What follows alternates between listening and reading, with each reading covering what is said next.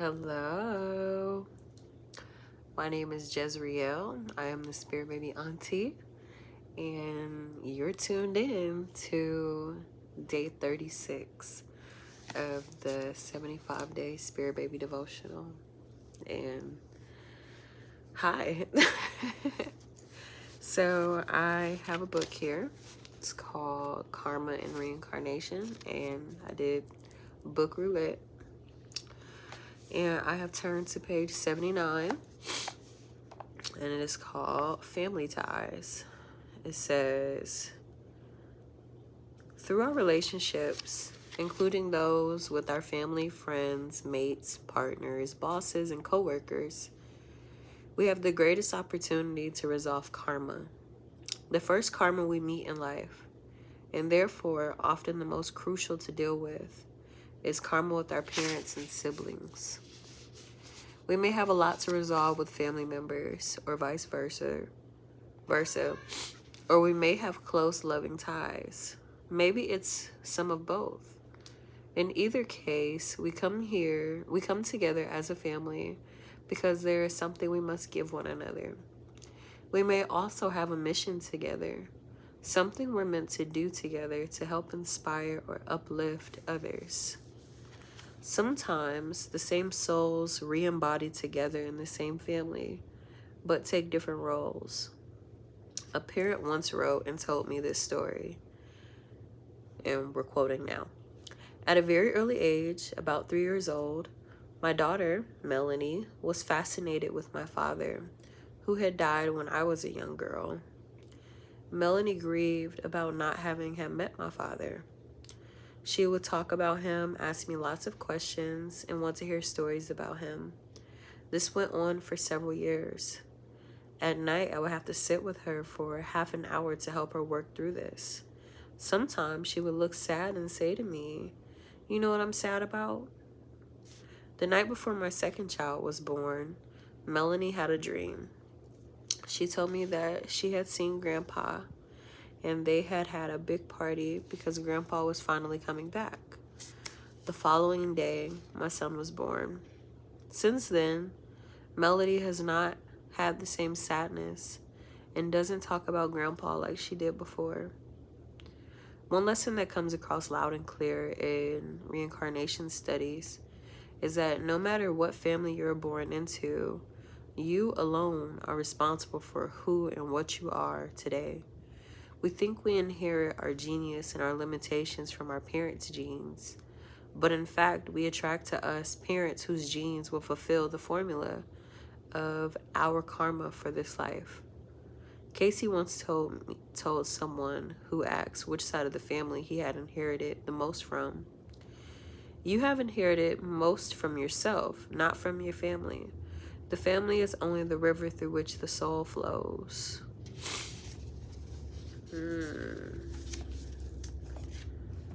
That's really profound. I can't think about I don't know the song right now, but it's a Kendrick Lamar song. And he said, Deuteronomy says we all been cursed. Yeah, Jesus walked the earth. That's what on my mind. Maybe you're familiar with Kendrick Lamar's Reincarnated.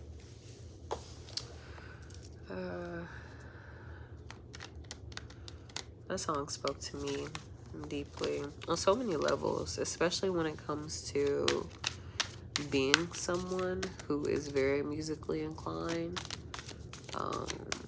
And I've just always received messages in songs. Hip-hop has shaped who I am as a person. Artists like Tupac, Kendrick, J. Cole, Marvin Gaye, Sade. Like, Marvin Gaye and Sade aren't hip-hop, but the arts. Music has shaped my life, but definitely hip-hop. And I feel as though rap itself has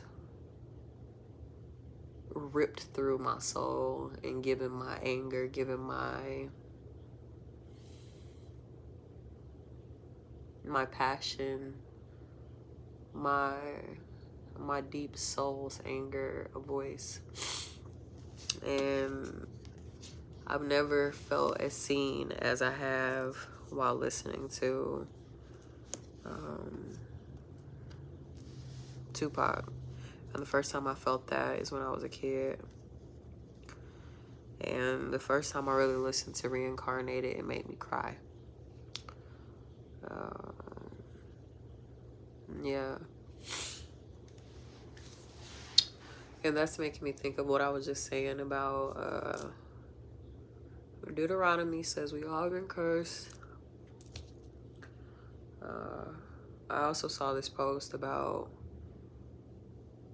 how people like to think of the devil, Satan, Lucifer as outside of themselves, and as this thing to be feared, something external, when the truth of it is it's in some of our thought patterns, some of the ways we separate ourselves from others, some of the ways that we ridicule others, the way we slander, and things of that nature. And I'm reading this book today called, I think it's like The Way Parenting Shapes Our Soul, Our Spirit, or something like that, Sacred Parenting. And in the part that I'm on right now, it's talking about how children are born sinners. I was born a sinner. We're all sinners. I know it's also a Kendrick Lamar song, but I can't think about it right now. The melody is missing me. And the goal of parenting is to be stretched, to be expanded soulfully in loving a child and learning the way to love, especially the way that Source loves, the way God loves, the way the universe loves, Father Sky loves, because there's an unconditional level of love that children need, because they still have to learn from even their mistakes. They have to learn from their humanness. And once one really sees their own humanness, they have the capacity to hold space for the children's humanness. And the cards I pulled, the first one that came out was the Four Baskets, which is the Four Cups. And I feel like I pulled the Four Cups a couple days ago, maybe. I don't know. But like I was saying about being able to seize oneself as a human, so you have the capacity to truly hold your child's humanness and lead them closer to their soul, or continue to bridge their connection to their soul with them, especially as they continue to learn the way of flesh, continue to learn the way of humaning. And then the other two cards that came out was the Father of Coins. This is the King of Coins. It's a man right here. He has all his inheritance.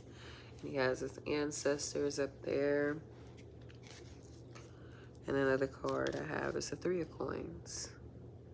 And it's a woman. What I'd assume she's doing a self-portrait.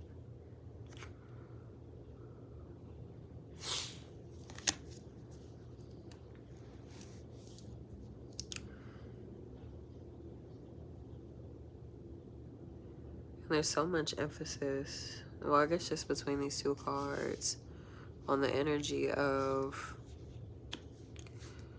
one, witnessing oneself, and two, being able to see yourself the way God sees you.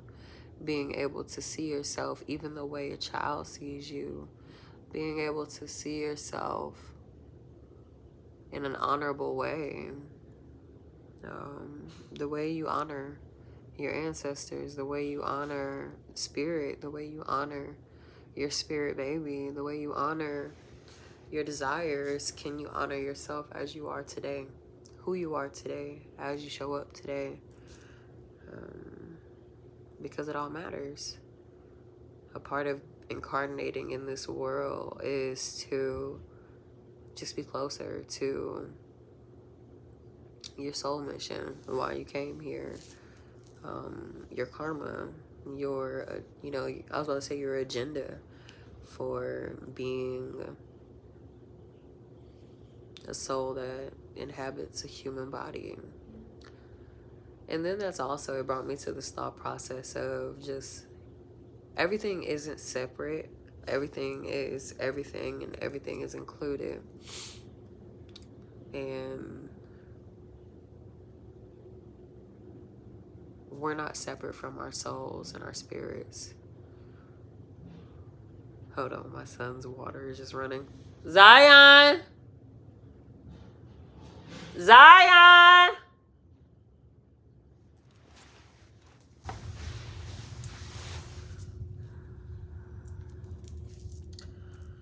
My son fell asleep in the bathtub. And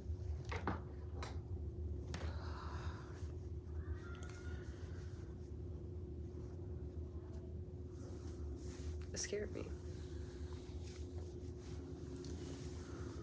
It really scared me.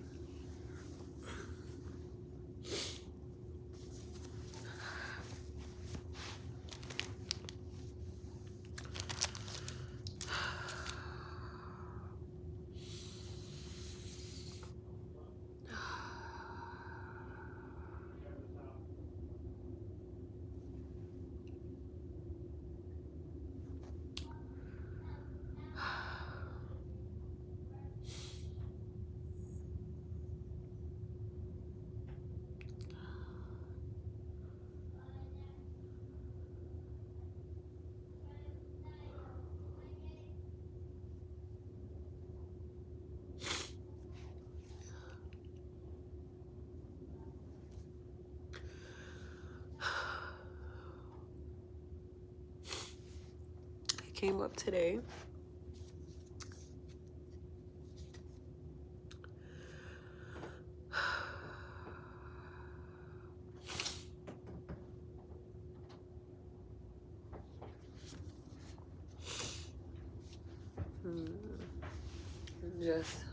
Just timing of when my son was born. And he was born a month and some change after, not even a month and some change, it was under a month, maybe 3.5 weeks after my brother had died. And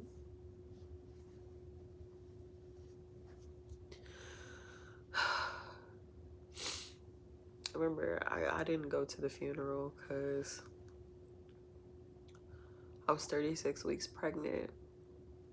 I just found out my son was breech, and that devastated me. And I don't think I could come home. And it was the day after his funeral that I went in to have my external, I don't know what it's called, something like that. But it's ECV. It's when they externally go to rotate your baby. And in the midst of that,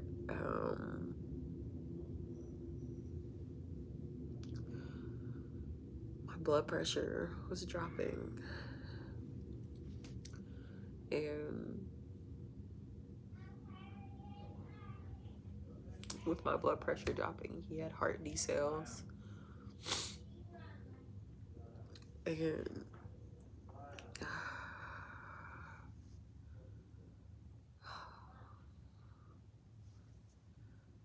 the ECV failed, and they sent me home, and then I booked my C-section maybe 2 weeks later. But I remember just being so sad. And I remember people saying, like, you know, your brother died and now you're having a baby, your son, like, you know, replacement kind of. I understood what they were saying, but it didn't feel that way. Me and my brother's relationship, I mean, we were close because of being close in age, but he wasn't a good sibling to me. He wasn't the best person, honestly, because of circumstances and environment. And as time has gone on, I've witnessed mothers bury children so many times, and I've had this fear of that being me sometime.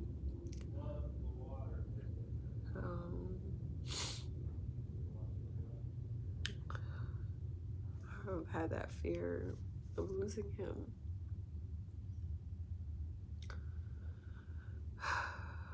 And then my brother has spoken to me so much since I've had my spiritual awakening, especially I was on my way to a friend of mine's baby shower. It was so uncanny how he spoke to me, and that'll be, I think I'll designate that to another video. But for the sake of this video being what it is, my son and I were doing something, and he said, when you were a little girl, I was your big brother.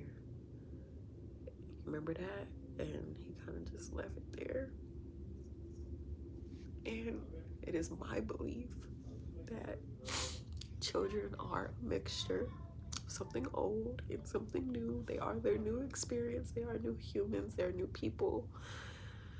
But they are also the breath of your ancestors, the breath of people who have passed on. And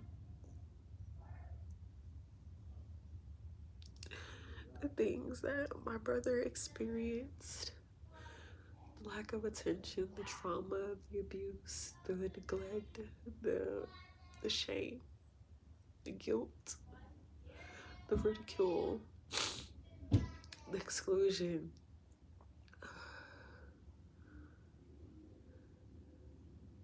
Just as a baby, and that you know, molded him into the person he became.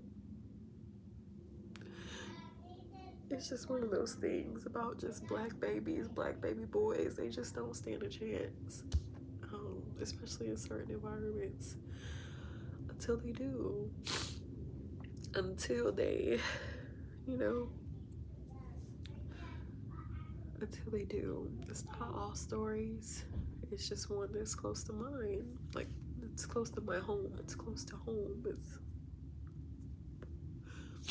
my brother. It's an ancestor that walks with me. I have him tattooed on the back of my neck. Like, he walks with me.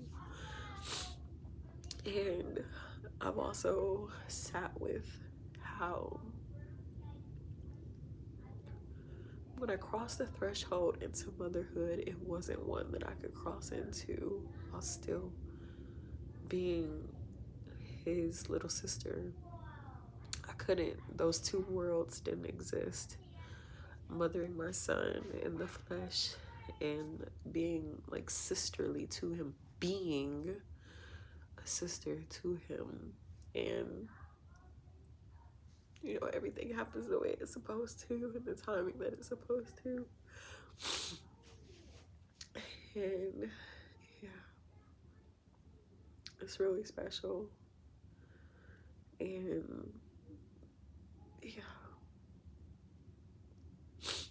my son literally told me, when you were a little girl, I was your big brother. And I've never told him the story about my brother because I don't have a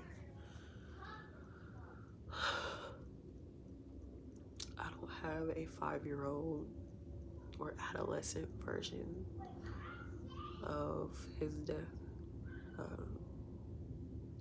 integrated yet. I just don't. And that just is, children are profound, and you were chosen to be their parent. And it's beyond you. It's truly bigger than you. In the book, the Sacred Parenting book, was talking about how parents sometimes choose to have children for very selfish reasons or very, superficial reasons. And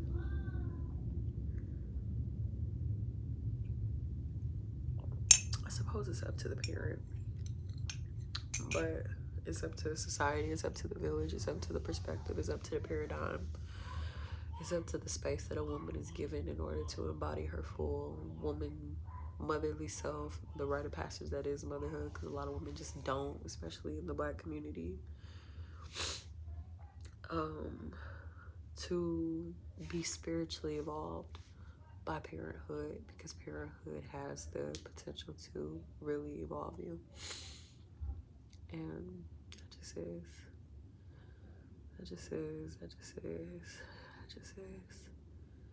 And I remember when my little brother was born. He was born exactly a year after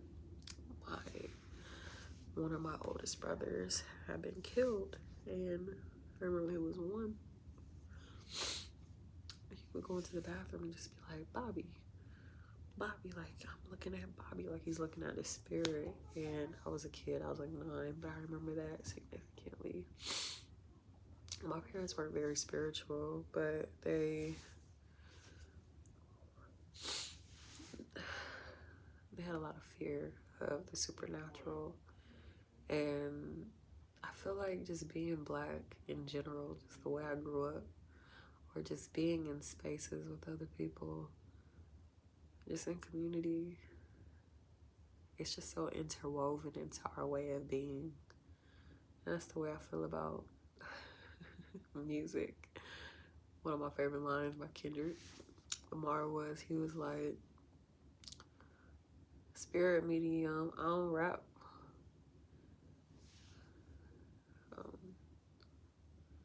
I'm a spirit medium, I don't rap, something like that.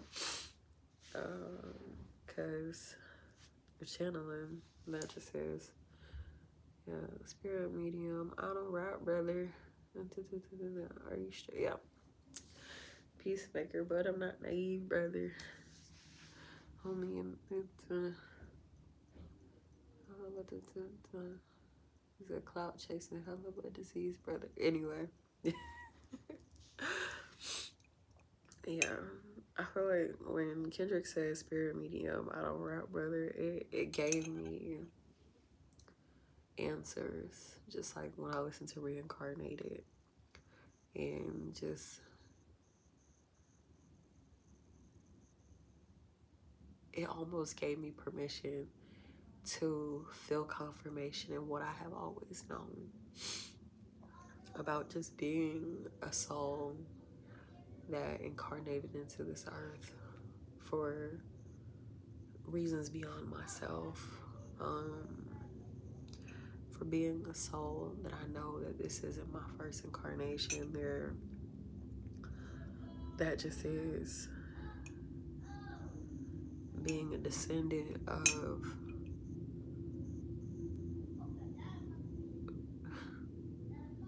my family line, of my lineage, all the way back to the enslaved that walked this land. That wasn't that many generations for me. And all of my greats, my great, well, I guess it was just my great aunt. Maybe it's just my great aunt. I think it's my great aunt. She was 94 when she passed. And she was old enough to live through Jim Crow. And especially in the South, like she lived in Alabama. And all of my great aunts lived through Jim Crow. My mama did. And there's just so much resilience, so many things that were put before me that should have taken me out.